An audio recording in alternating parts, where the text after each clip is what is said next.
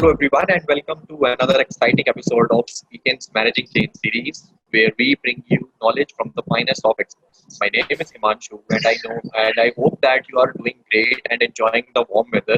For our viewers on the East Coast, I really hope that you and your families are keeping safe. You've recently gone through a huge cyclonic storm, so I really hope that you are doing fine.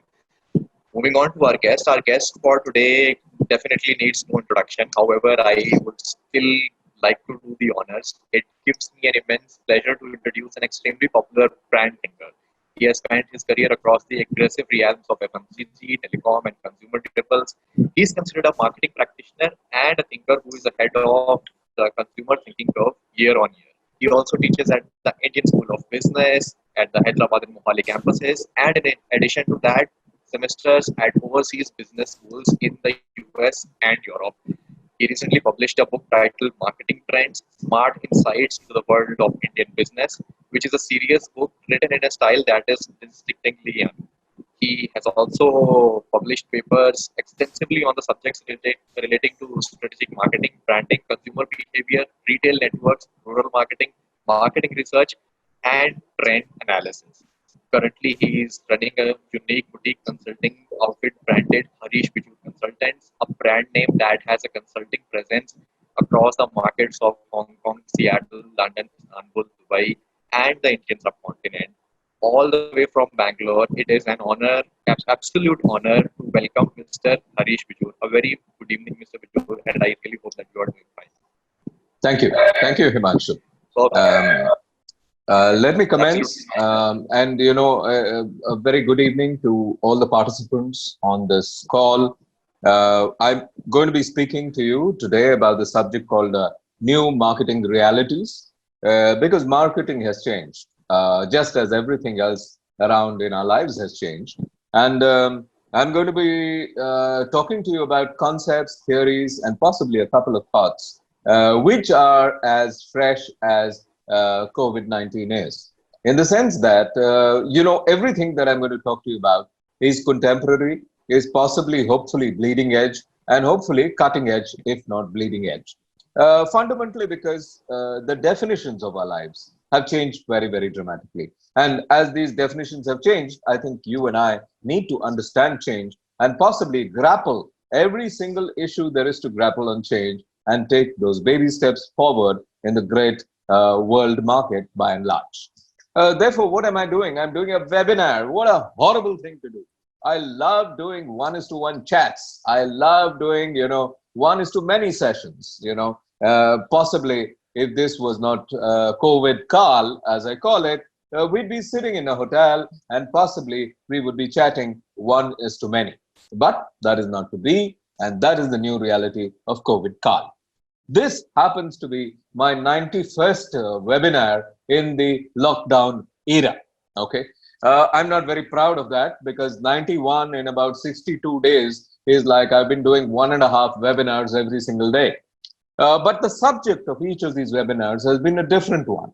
And needless to say, I have kind of, looked at the subject of today to be different as well, which really says new marketing realities. Now, I have always believed that power corrupts and PowerPoint corrupts absolutely. And therefore, I don't like to use PowerPoint, and I will not use a PowerPoint in a webinar, because, that would be a horrible thing to do, to occupy bandwidth and your time with a PowerPoint presentation. Therefore, this is going to be an animated discussion, a discussion in which I'm going to be talking to you. I'm going to be telling you some of my thoughts, some of my latest sets of thoughts, which I do believe are important for you and I as marketing people in the great Indian and world marketplace. Therefore, it can get to be a bit pedantic at times, fundamentally because you are looking at me for the next 45 minutes. I'm going to be coming at you, with thoughts and thoughts and thoughts. Now, how do I break the ennui, the boredom? And therefore, I've simply done one thing, that I have picked up a razor, which is something which was lying around in my house, and I have picked up a post-it pad, and I have made labels which will keep coming at you. For instance, the subject title for today is New Marketing Realities.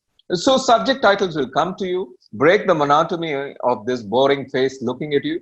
And I will keep bringing these labels just to kind of tell you that I'm switching subjects from one to the other. But the subject of the morning, evening at this point of time is new marketing realities. The reality is that, hey, listen, this is a new dawn. This is a new era. This is a new world ahead of us. Yes, we haven't been able to step out of our homes for a long period of time and go and peep and see what and how this new era is panning out. But I think we can think. This has been a pause moment for a lot of us. COVID call has been a pause moment. The lockdown has been a pause moment. It has helped us get off the treadmill of our busy corporate lives, and it's helped us to sit back and say, hey, listen, guys, what is happening around? How is the world changing? How is my life going to change? And how is the life of my consumer going to change? Therefore, the subject that I'm going to deal with today is going to be about marketing change and marketing realities. I have a total of 216 researched items during COVID call, which means to say that I and my company have been very, very busy trying to do e-research, trying to find out from customers what they think as to how they will react post-COVID call. Out of these 216, I might have the time to just present 3 or 4 of those to you. But that's fine, because it's not the width of what I present, but it's the depth into which each of those title slides that I take you through will be able to be explored. So stay with me and be patient for a while. This is a comma moment. This is not a full stop moment. And that is the beauty of COVID call. It's not a full stop moment. It is a comma. A comma which tells us, get off your high horse, dear marketer. Dear marketer, you have gone berserk. Dear marketer, you have gone from the sublime to the ridiculous. You have come out with propositions which are crazy. You have come out with propositions at times which have said that I give you, dear consumer, an honest shirt. How can a shirt be honest? Well, nobody asked that, but there was, and there is something called the honest shirt. Hey, listen, guys, I have given you a toothpaste with oxygen in it. Toothpaste with oxygen in it? Yeah, a beautiful concept. The advertising, if you looked at it, showed a couple, a dating couple, a boy and a girl dating one another, sitting in a restaurant, both of them walk in, and there's a round table. On the round table is a candle lit, and the boy is sitting this side and the girl is sitting this side, both looking into one another's eyes, and the girl opens her mouth to talk, and boom goes the candle. You know why? Because there was oxygen in the toothpaste. The girl brushed her teeth with this in this morning. Hey, listen, sublime to the ridiculous. I've got 21 examples of such movements from the sublime to the ridiculous. Just to say, dear marketer, get off the high horse, redefine marketing realities, redefine marketing priorities, keep your finger on the pulse of the consumer and find out what he, she, or they want and give him, her, or them exactly what they want. And therefore, COVID-19 and COVID call is a moment to redefine marketing altogether. I'm going to be writing extensively on this in the future. But at this point of time, let me ventilate some thoughts. And let's go with the first thought. Marketing reality is actually driven by 4 factors or 4 players in any economy. The first is the government of the country. The government defines what and how marketing must be. Most of the time, very subliminally. Most of the time, not overtly, but covertly. The government is an important player in the world of marketing. 2, the second player is the bank. Banks play a very important role in marketing. They lend money. They lend money to manufacturers. They lend money to consumers. They spur the economy to create products and services, and they spur the economy to be able to buy those products and services. So 1, the government, 2, the banks, and 3, it is businesses. Businesses like yours and mine, and possibly we are manufacturers, we are marketers, we are advertisers. We sell our propositions to consumers. And businesses, when they sell, they make money. And that money goes to fuel more consumption in a circuitous, virtuous cycle kind of a manner of speaking. And the fourth entity is the consumer, the most important entity in marketing, the consumer. And this consumer in COVID call is sitting on a rooftop, on a hot tin roof. And there's plenty happening in our lives. And the plenty that's happening in our lives are as follows. Hey, listen, I happen to have a problem. This is April. And on April 1st, normally by the 7th of April, I get a letter which gives my increment. This year, I did not get my increment. That's a problem. Okay, guys, if you didn't get an increment this year, be happy. Because there's another guy who got a decrement of 30%. Ouch. So you are better off than that guy. And guess what? There's yet another guy who was told go on leave and you'll get no pay for 3 months. Ouch. You know, in the old concept, we had a thought called jobless growth. Today, we have a new concept called payless jobs. Payless jobs. A person has a job but is not possibly getting his or her pay. Okay. You, my dear friend, who didn't get an increment, who didn't get a decrement, are better off than this payless job guy. Hey, one more guy. The pink call that's coming through in droves. The pink slip is today a pink call. It's a pink Zoom call at times, and people dread to pick that call because jobs are being lost. Therefore, we live in very, very tough times. When there are no jobs or when there's a decrement, there is a less propensity to want to spend because you don't have enough disposable income. Less disposable income, there is a downgrading factor affecting our lives. We are downgrading from the brands we used to partake. We are using less of those. Maybe the celebratory economy is dead, and I think that is a serious, serious consumer issue that is affecting us. Now, I would like to talk about the second point today in this webinar of mine, which is take marketing back. Take marketing back. What am I saying, guys? I'm really looking at the macroeconomic scenario. If you really look at the macroeconomic scenario, you will understand that governments have a role in marketing. How? You know, if I really look at it, I would draw a large circle of this manner. And if I draw a large circle in this manner, I would say the outermost entity in that circle, the outermost circle is the government. And the government dictates what banks must do. Banks is the inner circle. And banks dictate what businesses must do. That's an inner circle. And consumers are the innermost circle sitting there. This is the current scenario. The government is the outermost circle. The next to the banks, and the third entity is really businesses, and the fourth entity is the consumer. Hey, listen, guys, we need to take marketing back to what it was. What's the meaning of that? Take marketing back because the outermost circle that I draw, it must be the consumer. The consumer is the outermost circle. The inner circle is the business. The businesses must listen to the consumer. Consumers must dictate businesses. And the inner circle to the businesses are the banks. Banks must listen to businesses to fuel businesses further. And the innermost circle is the government, because at the end of the day, the government doesn't have too much of scope in touching marketing. So I'm saying between the two circles, in COVID call, we have the government in the outer circle and the consumer in the innermost circle. Post-COVID call, we need to take marketing back.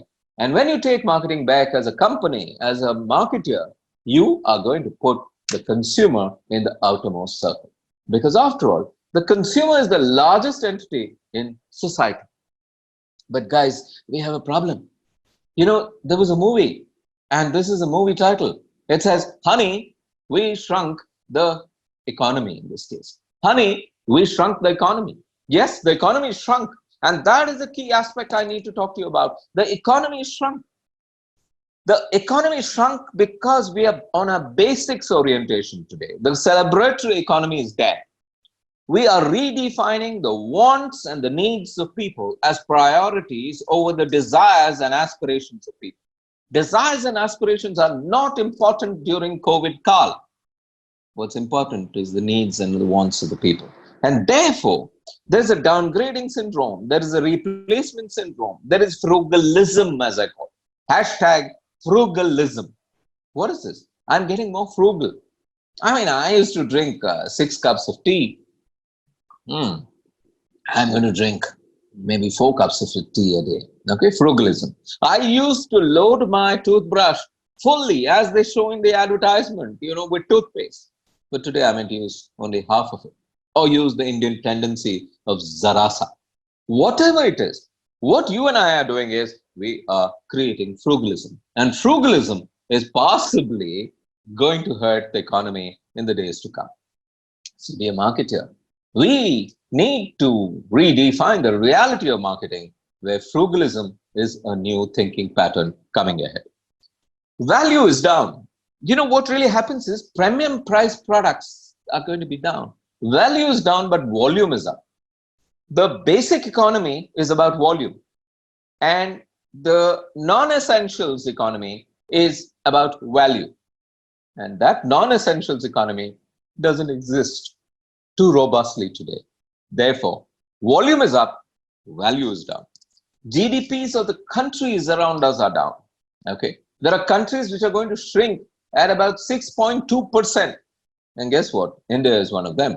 We're likely to have a shrinkage of a dramatic 6.2% in the year ahead, which means we are in a recessionary phase. So if you really look at it, the R word is around us, which means that recession is hitting us. Less money to spend, less jobs, payless jobs, as I said, high unemployment. If we look around, there are going to be lots of job losses, which means high unemployment. And high unemployment means less salaries. Less salaries means less money in the market to chase products and services that you and I make.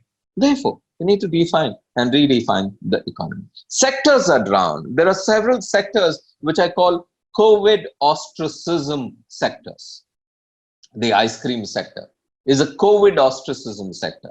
Nobody wants to eat an ice cream. Ice cream is considered to be cold. COVID is a cold storage, not a great thing. We are a paranoid sets of consumers. We wash everything that comes out of a cold storage. That business of the milk sachet coming in the morning, you take it, put it under a tap, use soap, clean up, and then empty the milk out of the packet. The paranoid consumer. If you really look at it, startups are shutting down. You will have 8 out of 10 startups in non-functional territories and terrains shutting down. And what happens to that economy? There is a bust there. Mergers are going to be the norm. Acquisitions, mergers, definitely going to be the norm. As all this happens, I think, we are really looking at a very, very tough phase in our lives. And therefore, what are the sets of thoughts that I think you and I should share? And I'm going to share, as I said, 4 or 5 sets of thoughts. One of my first pieces, which I've already spoken about in a past webinar, is this concept of mine, which I title The Oyster is Your World. The oyster is your world. What do I mean by this? In the old days, when you would go out and start a career, you were told, young man, young woman, go out there. The world is your oyster. The world is your oyster. But no, I have done a tweak on this in COVID Kal. The world is not your oyster anymore, because the world is a risky place to go out into, with physical distancing being the norm. And for the moment, the oyster is your world. What's the meaning? The oyster is your home, and your home is the world. Any business that comes into your home is going to do exceedingly well. So look at the businesses that you do. Look at the companies you work with. Are you a business which takes products and services into the homes of people? Or are you a business that makes people to come out and partake of your products and services? Are you an e-commerce business which delivers into the home? Are you an OTT business which delivers into the home? Are you anything that goes into the home? Well, wonderful. Are you the bandwidth business? Great. Are you a Zoom call? Great. Are you facilitating an in-home lifestyle? Great. The Oyster is a business center point because the Oyster is your home and the Oyster is your world. And it so happens that the Oyster, your home, is the place where you live. The home is your place where you work. 92.3% of ITES companies have moved seamlessly in 6 days into work from home cultures. Even others have gone into work from home cultures. The home is where you live. The home is the point where you live. The home is the point of working. The home is the point of entertainment. The home is the point of exercising. The home is the point of literally everything. And therefore, businesses, marketing is going to get redefined. Every marketing company needs to have two avatars, needs to have an outdoor avatar and an indoor avatar. And you might want to say they are the yin and the yang of the entire process of marketing. Hey guys, in the process, extremely important to look at yet another label. I call it, reinvent marketing. Reinvent marketing. You have to reinvent marketing. Why must you reinvent marketing? Because old marketing, the way you and I marketed in the past, just does not work. You have to reinvent marketing. Why would you reinvent marketing? Because marketing is not a static process. The environment has changed. People have changed. Times have changed. Consumers have changed. The government has changed in its entire environment in terms of managing the environment, in terms of taking care of the environment.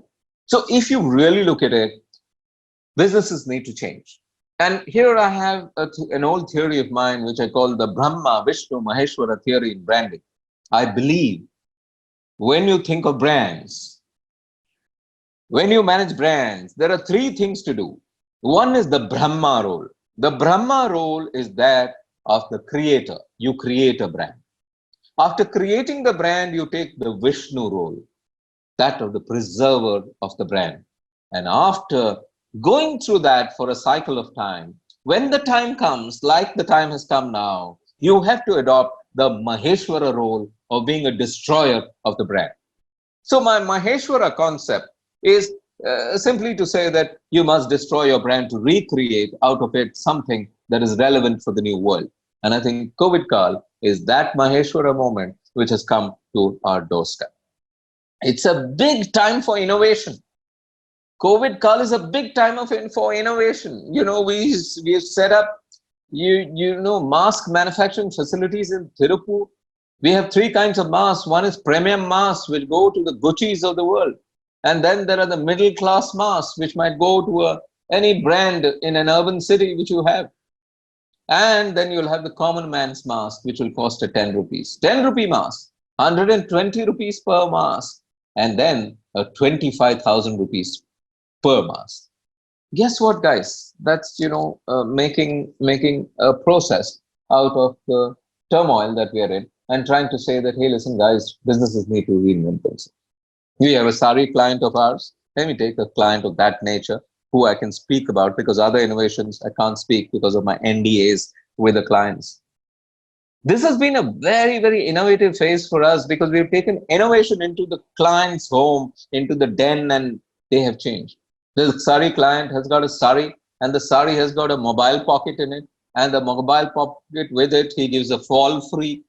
And in addition to that, he gives a blouse piece free. And in addition to that, there is a mask which is matching with that same silk design, which goes free. Not one mask, but 6 masks which go with it. Hey, listen, guys, these are small innovations. There are bigger ones. Unfortunately, can't talk about many of them. The world is in a flux. The world is in an Amrit Manthan phase. And this Amrit Manthan phase is going to affect us quite dramatically in a very intrusive manner. A lot of us need to wake up and say, this Amrit Manthan, this churn that's happening in our marketing lives needs to be witnessed, and we need to make changes, and we need to arrive at the fact that the consumer has new marketing philosophies. The consumer has got new marketing philosophies out there, my dear friends. What are these new marketing philosophies? We have moved from an era of people asking hurriedly, what is the time? What is the time? Because we are time run people. What is the time? What is the time? You always looked at the time on your mobile phones, on your watch, or you have asked someone, what is the time? From there, what is the time culture? We come to a culture of what is time? What is time? What is time? My dear friends, my recent research, which is as fresh as 2 days old into consumer psyche, says people are getting to be reasonably more fatalistic than they ever were. Ouch. This meant that in the old days, you and I thought you and I would never die. We are living beings and we celebrate in a celebratory economy. We are doing gung ho. Life is great. But all of a sudden, one virus has put the thought in our heads that, hey guys, you are finite beings. You can be affected by something as dramatic as a virus, and life may not be something that prolongs. My dear friends, I think we just read this morning in the newspapers that there are young people who are writing wills at the age of 25 and 35. Hey guys, all of a sudden, consumers are getting very finite oriented. For finite days, marketing needs to adopt and adapt a finite set of feelings, a finite set of emotions, a finite set of theories. Every theory that looks at the finite, every emotion that looks at the finite, and every emotion that celebrates the finite. So, finite definitions of want, need, desire, and aspirations. People are asking questions, why must I have things that I must not? If I asked each one of you, how many of you have got one television set in your house? All of you would raise your hand and say, I have one television set. How many of you have two in your house? Maybe 50% of the audience would raise your hand. How many of you have three? And somebody in your house doesn't work at a Samsung or an LG. I mean, there might be still a few people, maybe about 1% of the audience saying, I have three television sets. Why must you have three television sets at all? Why must you have two television sets at all? Hair dryers. How many hair dryers are in your house? Please do an audit. Interesting. Gadgetry of every kind. How many mobile phones are there in your house?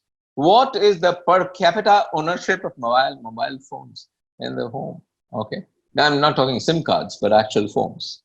How many of those old mobile phones does a person have? So we just did a research exercise on a 50-year old person kind of a bracket, men and women, across 18 different cities in India. And guess what? We found out that these 50-year-old people who have been through several generations of mobile usage have got a total of 6 mobile handsets in their house even today, which they don't use at all, because many of them are broken, but they still preserve it because India is a veritable museum of old stuff that we have. Selling of the unnecessities, that is going to come under question. Why must I buy something that's totally unnecessary for me? Why should I use something that's unnecessary? People are going to ask hard questions. What went to make this? Ouch. People are actually going to ask, how much of water was taken to manufacture this item? Ouch. How much of labor went into manufacture this pair of stone-washed jeans? How much of water went into that stone-washed jeans? Does that mean stone-washed jeans will go out of fashion? I don't know. Maybe yes. Maybe people are going to be very, very particular as to asking questions on all this. Of course, all this sounds so new. And there's a possibility that public memory is proverbially and really short. Once COVID is over, we'll be back to our good old or the bad old ways. But I think you and I as marketeers need to be much more responsible, and we need to play to the gallery of what the consumer wants out there. And possibly we need to block this moment of time and say more real marketing needs to come in to play in the game, to play the game that you and I are wanting to play. Why do you work for? What do you work for? The pursuit of happiness? Well, that's a question again, and we have a separate research on it. Hopefully, if I have time at a later point of time in the session, I'll talk about it. Otherwise, we'll just skip that. My dear friends, if you really look at it, there's yet another thing which is back in our lives. Vision is back. Vision. Every company has a vision and mission statement. It's back in focus. Vision, mission, back in focus. Every government must have a vision. Every state government must have a vision. Every panchayat must have a vision. Every local self-governance structure must have a vision. And that's going to come back. Not only governments, every bank must have a vision. Every business must have a vision. Maybe you have. Every individual, you must have a vision. Consumers in the future are going to have a vision statement culled out about themselves, and they're going to enshrine it in their biodatas or in their CVs, their resumes. What is your vision statement? And that's going to indicate how macro a thinker are you or how micro a thinker are you. The more macro you are, you think of the cosmos. So I have a theory, and this is a theory I built about 11 years ago. Out of a research exercise I carried out across some 23,700 and odd people across India. And we found there are several kinds of people. There's one kind of a person who sits, if I draw a circle, he sits in the innermost circle. And this person who sits in the innermost circle is a person who thinks only about I, me, myself. He sits in the innermost circle. There are lots of people in society who are like that.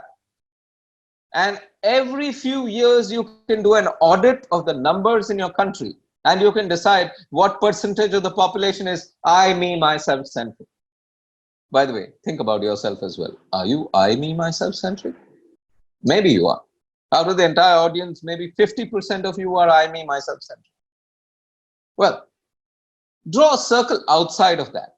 And if you draw a circle outside of that, there is the I and my family of 5.5 people.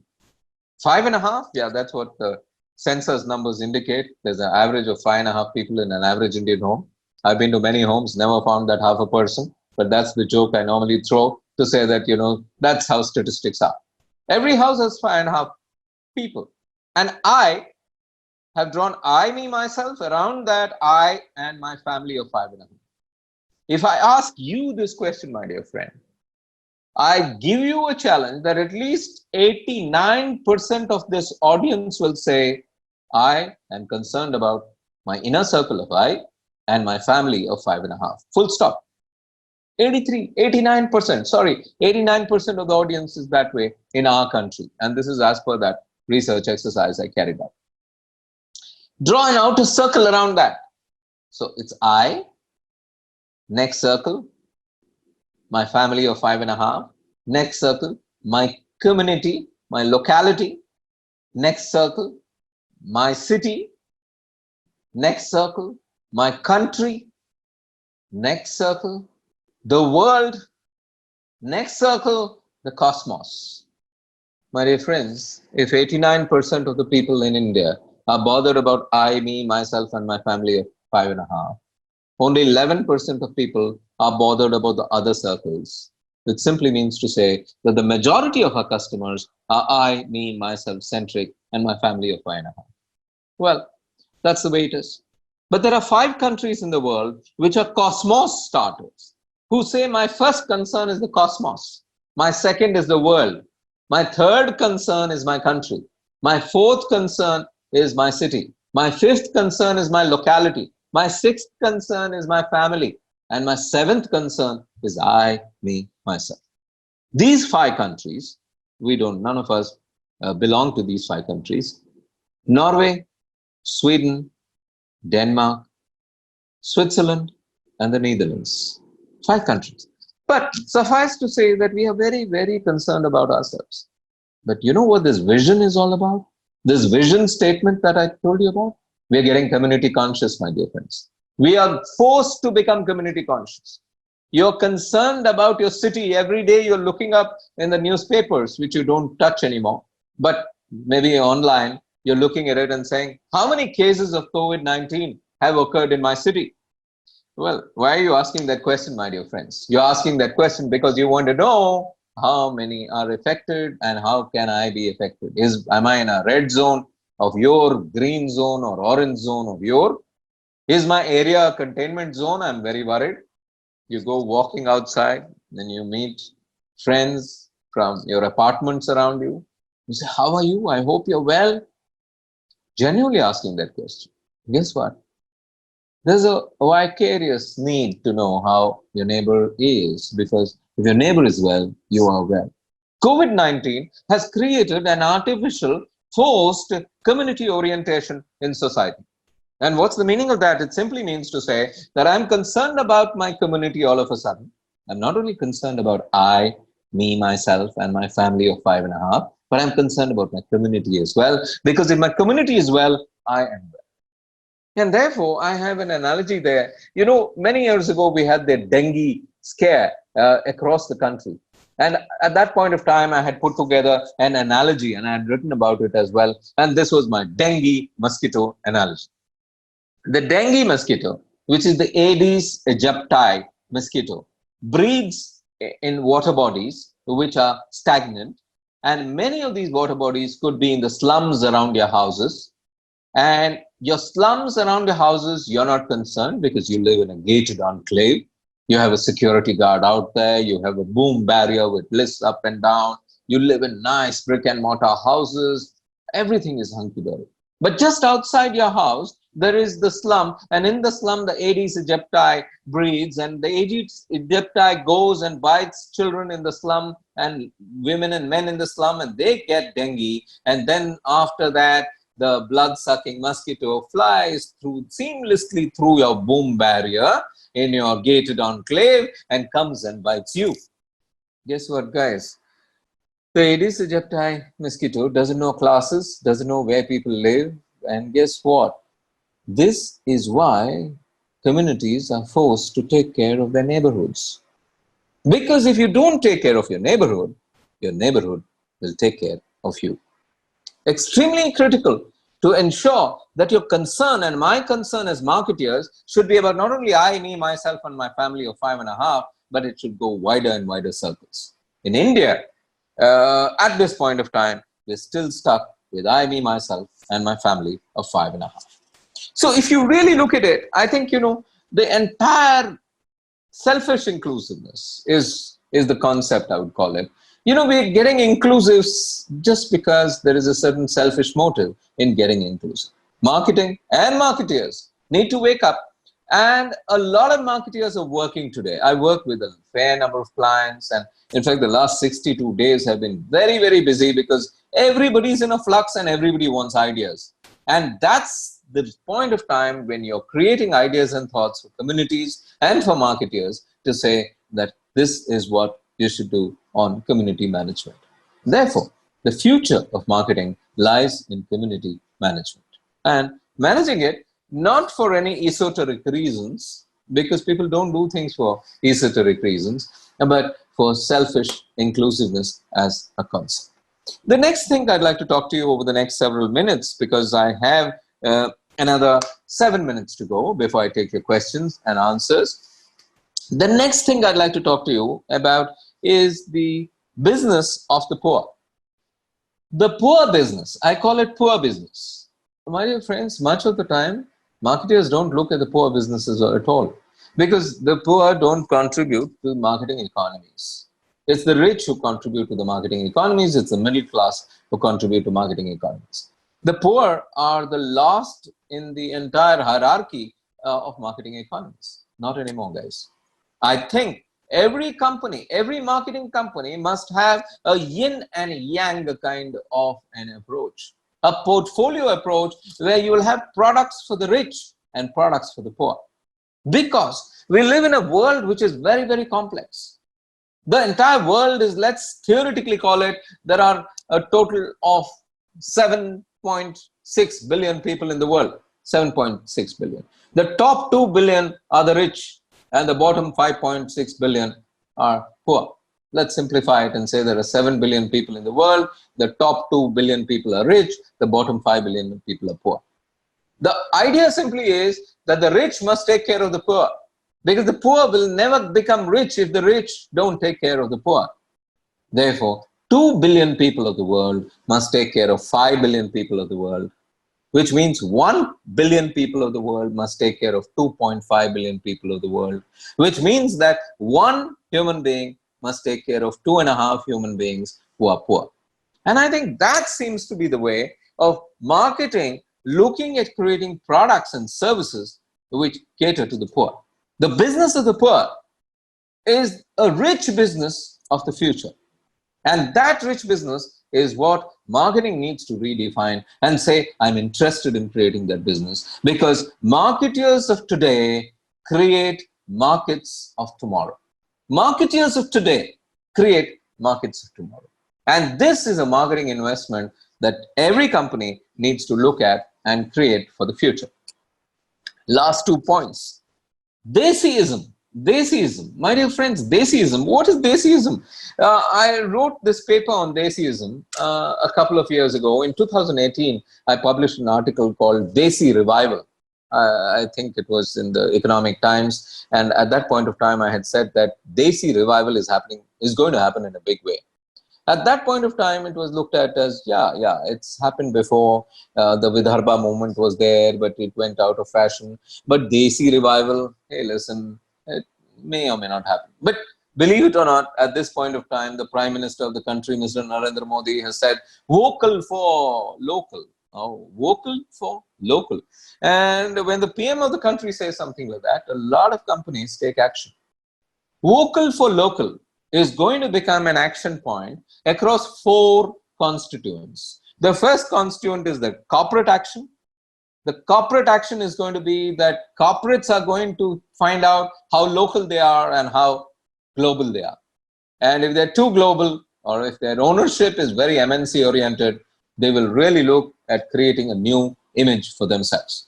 So there are 3 types of companies in the country. One is a multinational corporation, and the second is an Indian multinational corporation, and the third is a small Indian company. All the 3 of them are going to redefine, and they're going to fight with one another. The multinational is going to start wanting to look more Indian, and that's where I'm getting bulk of my money in recent times, because of everybody wants to reorient their multinational brands to look more local.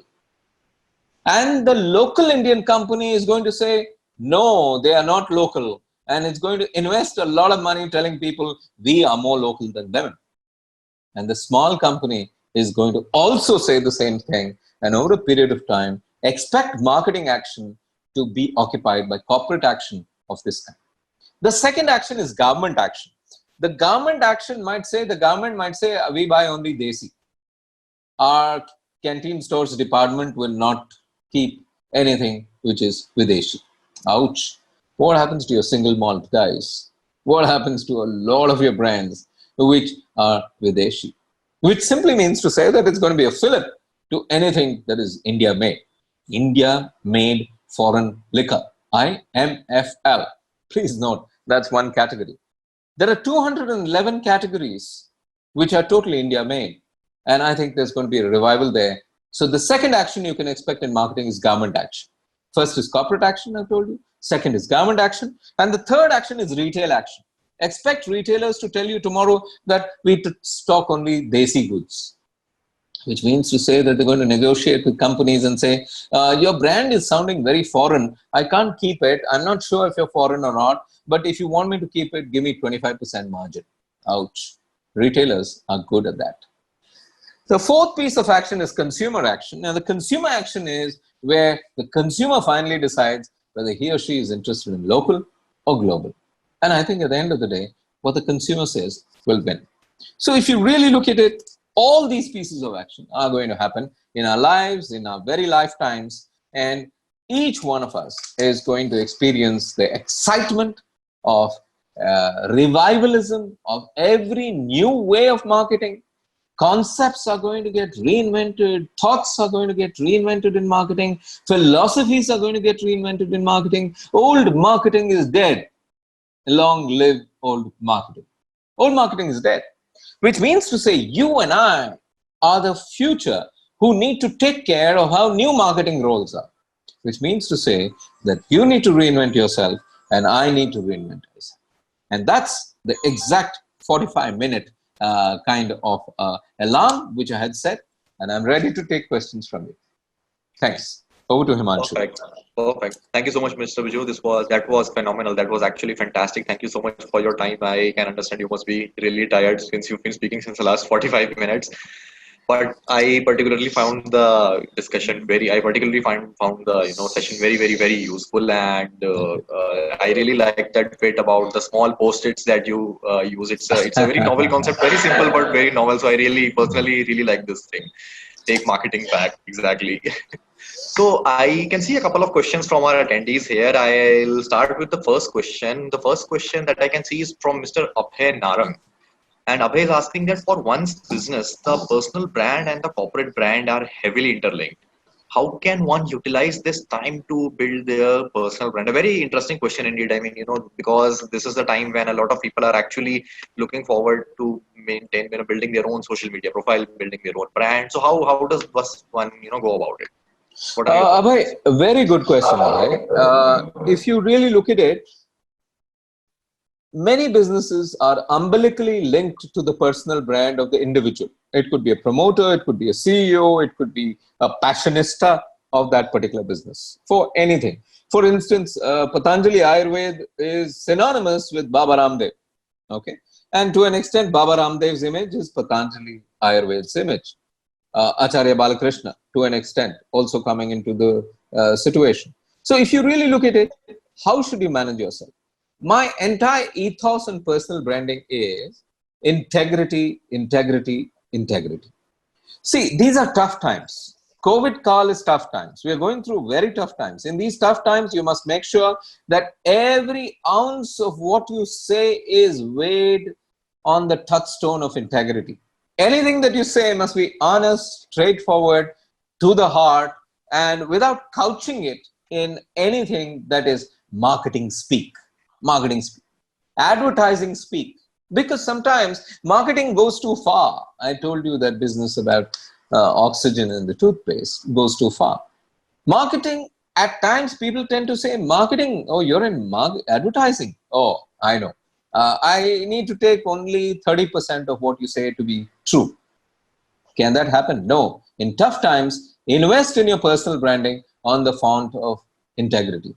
Look real. Look real. Be real. Don't force the pace. And I think you will not go wrong. Thanks. Himanshu? Fantastic. Very well put and very well answered, Mr. Bijoor. I have my next question, which is coming from Mr. Arjun Yadav. And Arjun is asking that luxury services such as airlines and hospitality, I mean, it's a luxury these days, of course, but, which were once a high-tech service with the tika and garland and everything. So what do you suggest would be the equivalent of this in the COVID call? Very interesting question and very specific question. Yes, absolutely. Arjun, good one. See, the hospitality sector has suffered a lot and aviation has suffered a lot. We will come back. We'll get back a lot of the losses that has occurred. But what's going to happen is, in each of our businesses, particularly in hospitality, I work on 2 hospitality brands. The first thing the hospitality CEO told me was, we believe in touch points. Whenever I started work with them, I've been working with them for 11 years, both one 11 years, another 7 years. Touch points. Yeah. Marketing has something called touch points. Hospitality has touch points. You get out of the car, there is a garland, the lady is waiting, and you're getting something to drink. They give you a warm handshake. They put a shawl around you at sometimes, and then they take you to the room. They get you your key at the counter, take you straight up, do a check-in there, send you that complimentary watermelon juice. Ouch. Problem. Today is the day and age we move from touch points to zero touch. Zero touch seems to be the new ethos, which simply means to say that entire platform of personalization is going to get replaced by digitization. Digitalism is the new religion which is touching our lives. Every step you take, every breath you take, digital is going to touch you. Which means to say that I want to check in at the Taj in Mumbai, And all I do is I actually have checked in. I have asked for a reservation on my app, the Taj app, and I've got a booking. And once I go, I even check in. The moment I land at the airport, I say I want to check in. They've allocated the room to me electronically, and they've sent me an e-key, which is on my phone. And I just walk in, and even as I walk in, there are RFID scanners, and there are scanners which can actually read the fact that I have a booking, that I am in room 1101.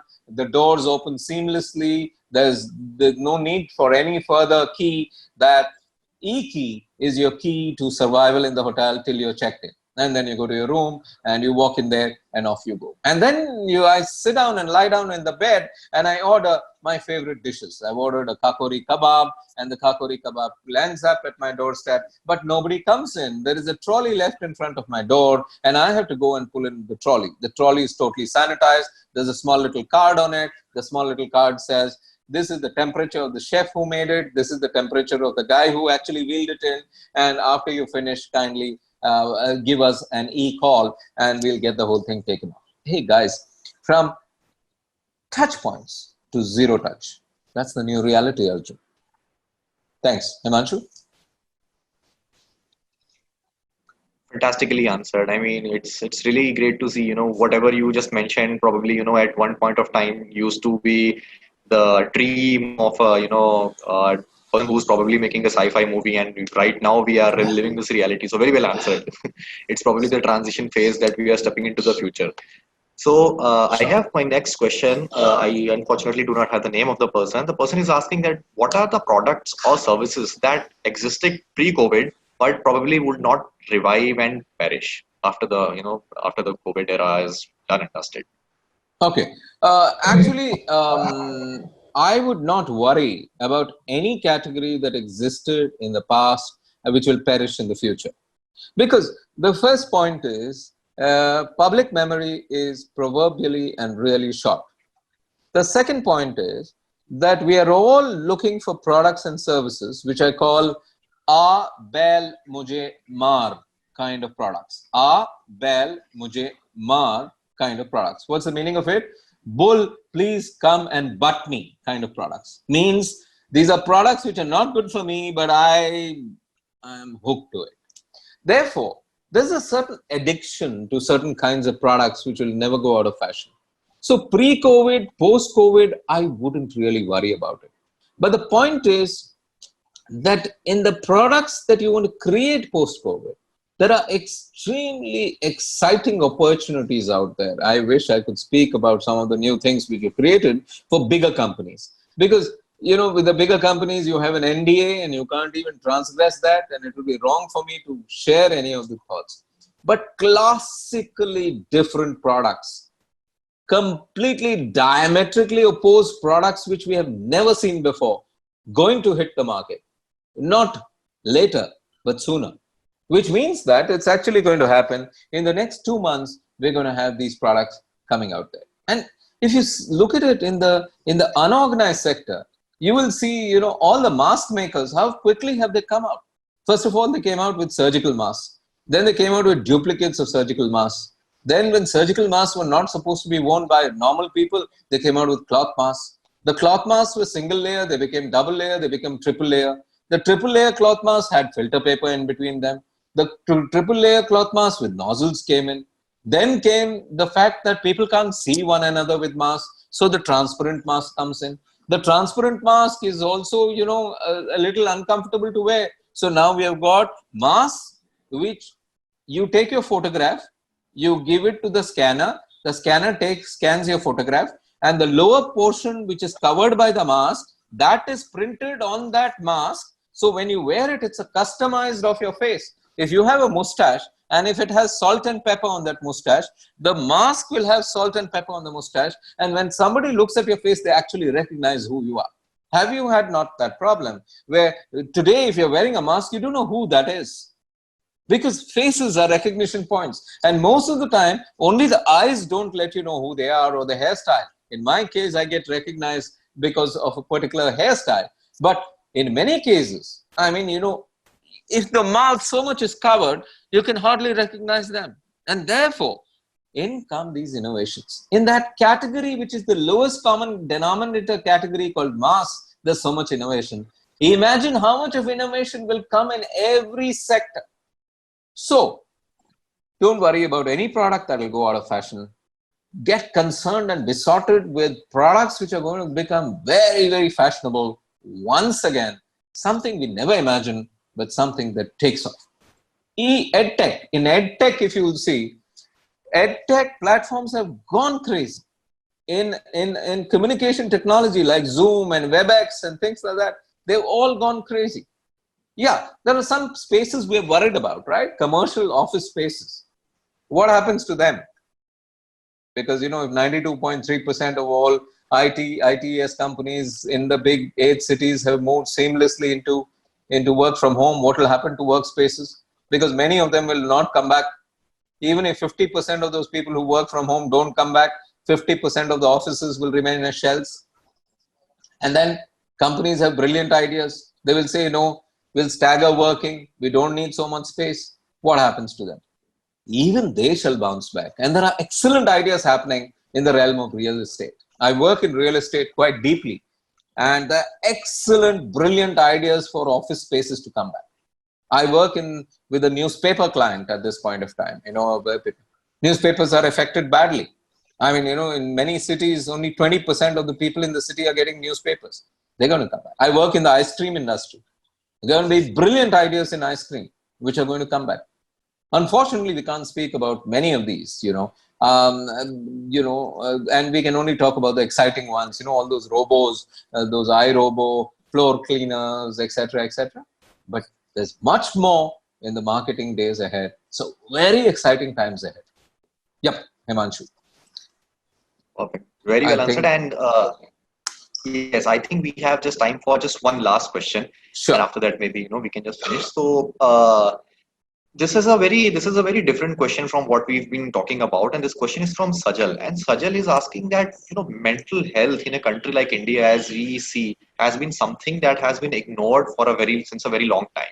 What are the marketing or branding techniques that one can apply to trigger the urge in people to be on board and raise their voices and find help by being connected with the best of the therapists? A very interesting question. And mental health certainly has become an issue which has being more talked about during this COVID thing, because a lot of people have been facing isolation. Any views on that? Any thoughts on that? Yeah, I have views, but the problem is that I have a client who I work with who runs a chain of mental health institutions which cater to mental health. We have some very exciting things coming up for him. So obviously anything that I talk will come from there and may not be a correct thing to do. Suffice to say that generically speaking, mental health is going to become the biggest issue ahead of us. If you look at the fact that we've been locked down for some 64, 65 days, please note that we have all taken a toll on our health, physical health. That is noticeable. Many of us have put on weight which we must not put on. Many of us have eaten all kinds of things. Many of us will suddenly go for blood tests and discover that we are diabetic or we are hypertensive. Let me not talk nonsense. Shubh shubh bolo, as they say. But the point is, it's a reality. And guess what, guys? In many, many cases, mental health affected badly.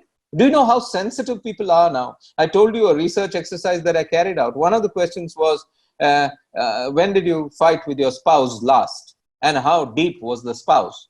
And we had a check question to say, before that, before the lockdown, how frequent were your fights? Believe it or not, mental health is deep concern. You have fought with your wife, your husband, and etc., or a partner who you live in with.